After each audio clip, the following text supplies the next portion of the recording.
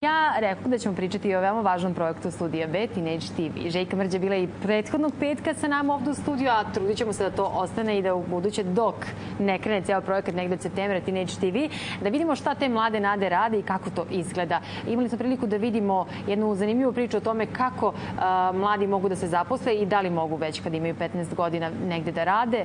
To smo dobili, pa mogu kažem, bogato iskustvo, odnosno mogli smo da vidimo kako to izgleda u prethodnom prilogu. Međutim, priča koju ćemo danas pričati jeste kada je pravo vreme da tinejdžeri idu na more. Ali u tome će mi pomoći moja gošća. Željka Mrđa pre svega. Dobro jutro, dobro nam došla. Dobro jutro, dobar dan, da. A sad da krenemo redom.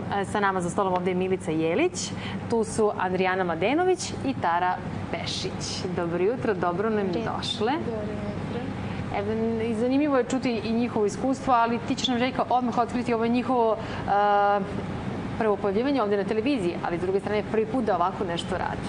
Tako je, one su tokom ove nedelje zajedno sa još dva dečaka koji su prethodne nedelje bili u studiju išli na teren i snimali ovo što ćete vi sada videti. Dakle, obezbedili su i sami sagovornike i išli na Adu, tražili da anketiraju svoje vršnjake, pa su taj dan kad su bili na Adu shvatili da je loše vrijeme i da ih nije bilo dovoljno njihovih vršnjaka, pa su išli na 11. april, pa u stanu kod jednog od dečaka da intervjušu roditelje. Jutro smo poranili, pa smo čak i pokrivali prilog, jer to nismo stigli sinoć. Tako imali su priliku da vide kako to sve izgleda od toga kad dobiju praznu traku do toga kad izađe traka sa gotovim prilogom. Da, nije lako imate te sastanke nedeljom, od nedelje pa do petka treba napraviti, sve to realizovati. Uopšte nije lako, evo negde kada vidim Milicu i njen stav, njeno ponašanje, ja odmah znam da ona recimo ide u baletsku školu. Pa da. Jel da? E sad, iz baletske škole novinarstvo, voditelj ili već nešto šta ti je negde u glavi, čime bi želela verovatno da se baviš, čim si se i prijavila za cijel ovaj projekat. Kako ti to izgleda? Pa, novinarstvo sam nekako odvojila od baletske škole s obzirom da sam i ranije imala interesovanja za tako nešto. Ali nisam nikada bila u nečemu u ovome sličnom i želela sam da upoznam prosto taj posao, da vidim kako to sve u stvari izgleda. Jer mi svi s polja kada na televiziji vidimo kako to izgleda kao gotov proizvod, nije ni blizu onome kako to izgleda kao profesija. Tako da sam želela da vidim kako izgleda biti u toj priči. I zato sam došla ovde na audiciju i prošla i sada mi je drago što sam u ekipi koja se bavi nečim što je blisko poslom kojim bih možda voljela da se bavim u budućnosti. Sjajno, vidim ja da ćeš ti vrlo brzo nas zameniti za koju godinu ovde. Nadam se da ćemo ti biti i dalje u ulozi nekog urednika ili već tako, Željka, da možemo da pomognemo, da svoje iskustvo bogato prenesemo. Andrijana, interesuje me, s obzirom da si ti 7. razred, ti svoje leto provodiš sad ovde u Beogradu, ti radiš zapravo? Pa ja sam uvek želela da uradim nešto što će da mi pomogne u daljem iskustvu, zato što novinarstvo želela sam se bavim time ako znam za sebe. Takav sličan posao sa pisanjem, pojavljivanjem na televiziji, iznošenjem važnih priča u javnost. To mi je uvek bilo zanimljivo i predstavljalo mi je jako važan deo života, tako da mislim da će to biti jako dobro iskustvo. Zanimljivo iskustvo, da. Da li znaš već koju ćeš srednju školu upisati? Pa ja znam da ću upisati filološku i onda nastaviti da studiram jezike. Pa lepo, ali interesuje me, evo sada smo negde to čuli i od Milice, drugačije to izgleda kada se nađeš na terenu? Mnogo. Kao što je rekla Milica, nama to sve izgleda lako kada vidimo na televiziji. Vidimo 3 minuta i pomislimo to se vrlo lako završi posao, ali dok se to sve uradi, pronađe. Moramo pronaći sagovornike koji su spremni za saradnju, zato što naši vršnjaci, deca koja imaju 13, 14, 15 godina, nisu svi spremni da podele odgovore koji su zadovoljavajući, jer da, ne, nisam, to ne može baš dobro da nam koristi. Da, vidimo da su one to dobro savladale. Je li tako, Tara? Reci mi, je li negde zamišljaš i ti si u filološkoj gimnaziji, da se negde u budućnosti baviš televizijom? Da li će to biti iz ugla novinara i voditelja ili voliš taj rad na terenu? Pa ja sam od uvek išla u nekom smeru da se time nešto slično bavim. Sad ne znam kako će život da ide, gde će to sve da ode, ali dobro je biti u tim vodama i sad ovo je jedno lepo iskustvo, ne znam tačno šta će sad biti, ali jedna ovakva stvar, da li glumica, da li neko...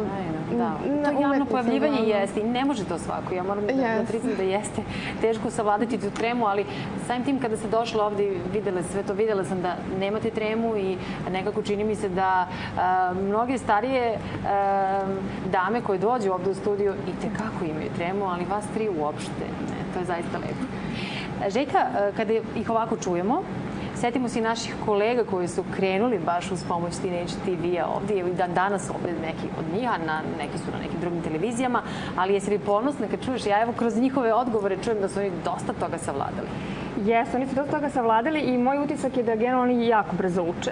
To mi je baš utisak, dovoljno jedan put im se nešto kažu, oni to već usvoje i neko već se uče. Da, na primjer, prosto baš brzo uče i onda je zgodno prosto sa njima raditi. I motivisani su i voljni i nije im ništa teško i ja kažem, hoćete da dođete ujutru u 8:30 ili vam nije problem, nije problem, oni dolaze. I evo ovde gde ja sedim, sedi Ivon, ovde sedi i Sala Simić i to su sve naše kolege koje su potekle iz Teenage TV-a.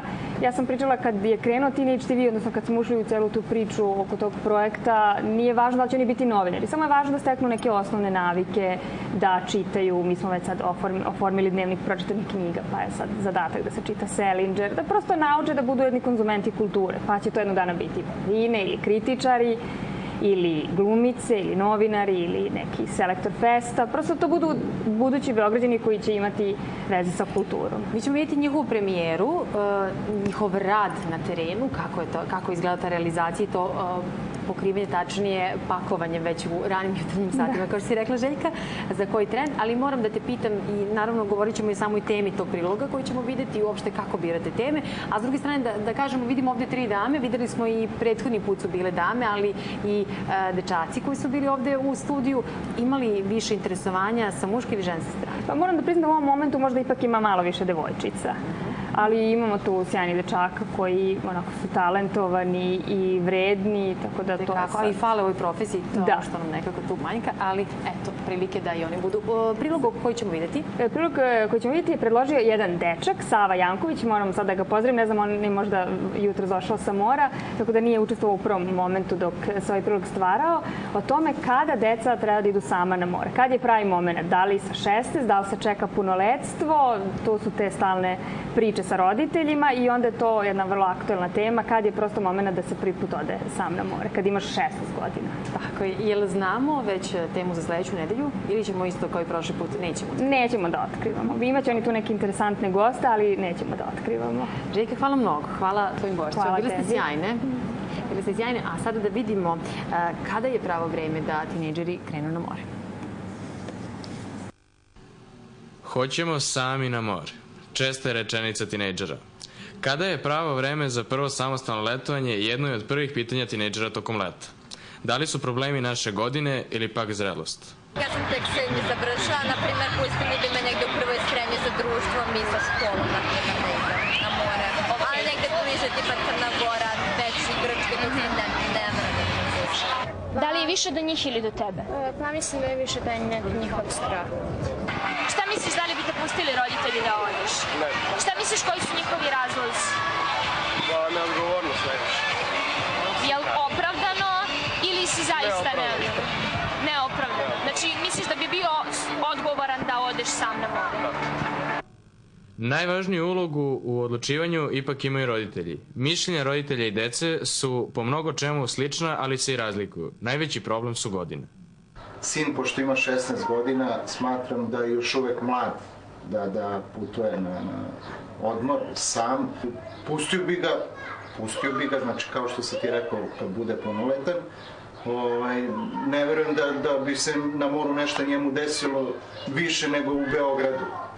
Najčešći odgovor roditelja je ne može. Uz večiti refren dok si pod mojim krovom i dok ne napuniš 18. Koliko je to ispravno, reći će nam psiholog.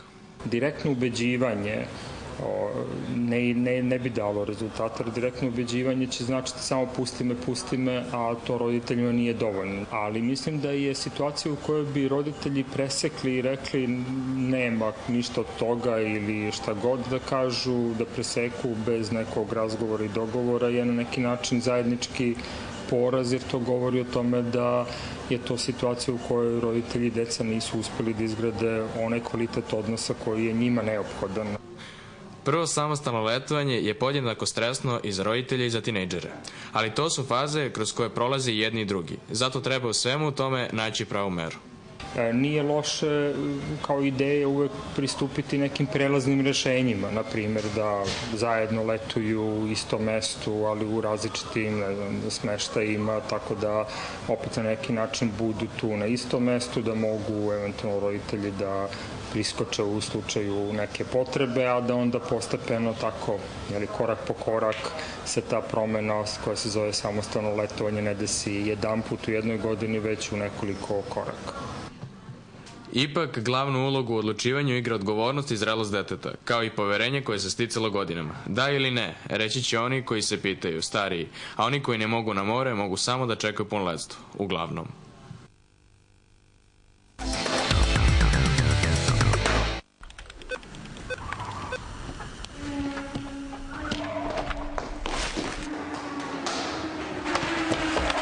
Vidi, uveo tata mnogo brži internet.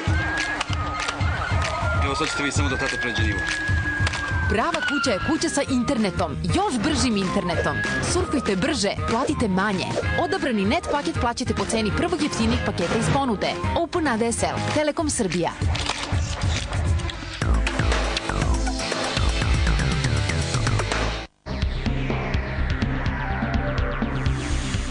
Pobedom nad francuskom reprezentacijom srpski mladi fudbaleri postali prvaci Evrope.